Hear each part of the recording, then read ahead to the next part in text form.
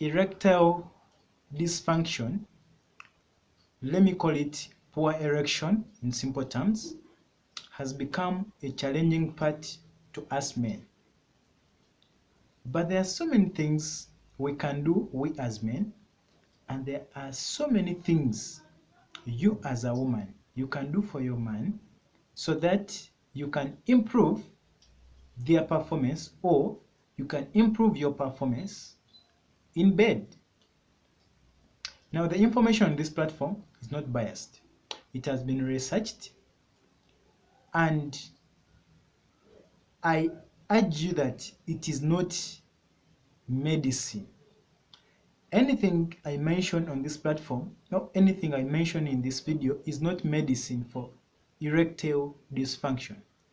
There are proved medicines that have been manufactured, and they are specifically for treating erectile dysfunction. Therefore, the information on this platform is for educational purposes,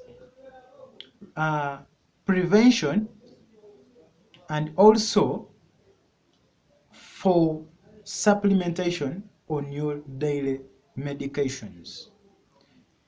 It does not guarantee you that when you use these things, they are going to work, because erectile dysfunction happens because of a variety of factors.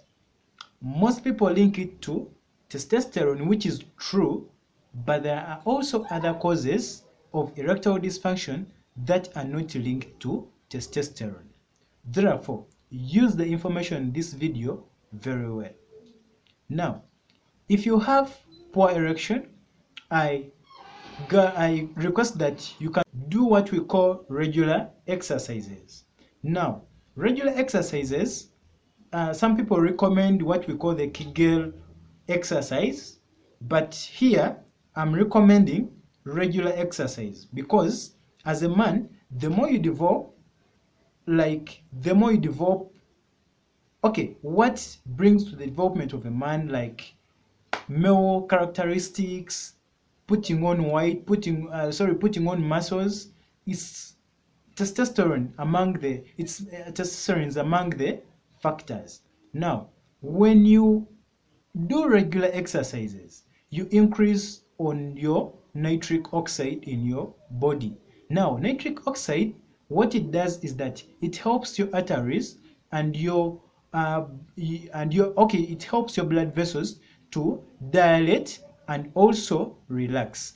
Now, what does it mean? It means that more oxygen will be running to your body and more blood will be running to your various parts of the body. For example, the genitals, which are responsible for erection. Now, also nitric oxide regulates cortisol, which is a stress hormone. And we have seen that in one of our videos that cortisol is among the leading cause, that stress is among the leading cause of poor erection.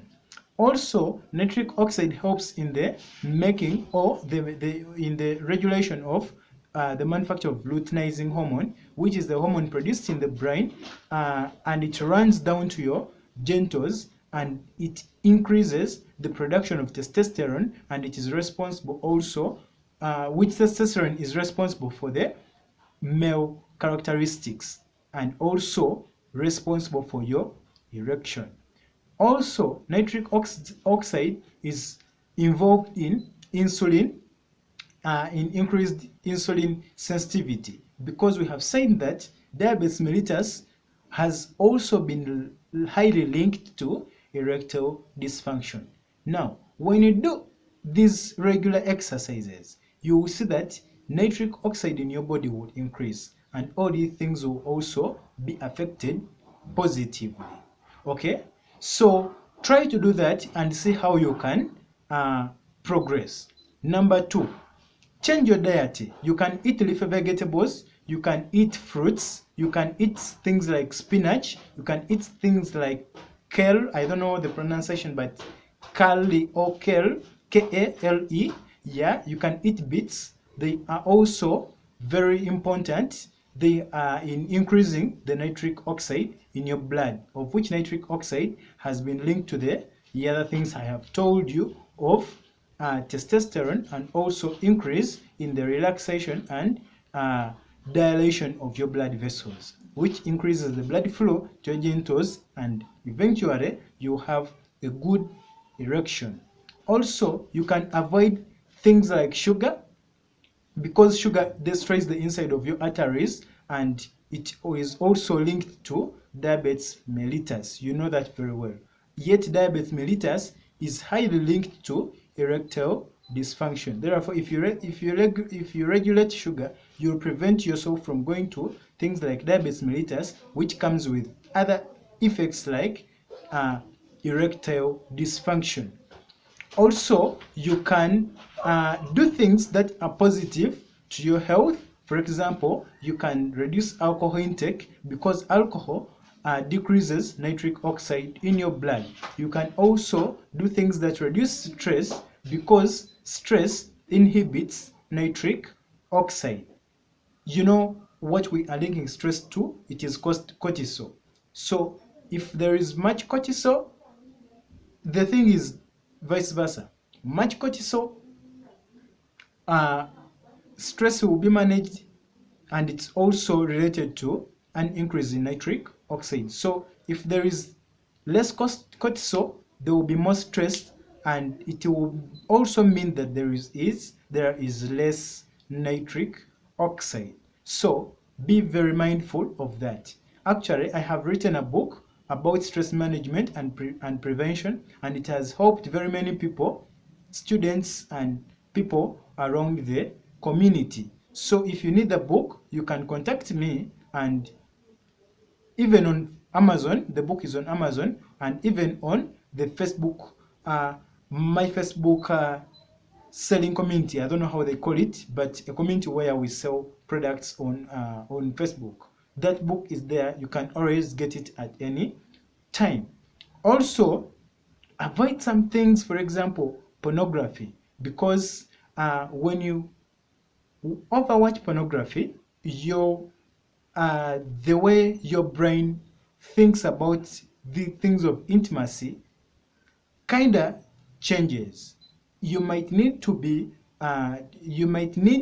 first watch porn before you erect, meaning that if you don't have it, you might not erect. Also, if you watch consistently, or even if not consistently, it might force you to do what we call masturbation.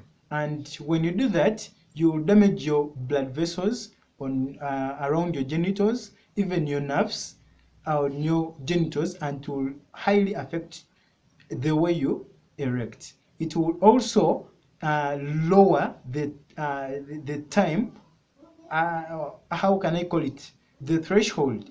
It can also lower the time you can ejaculate.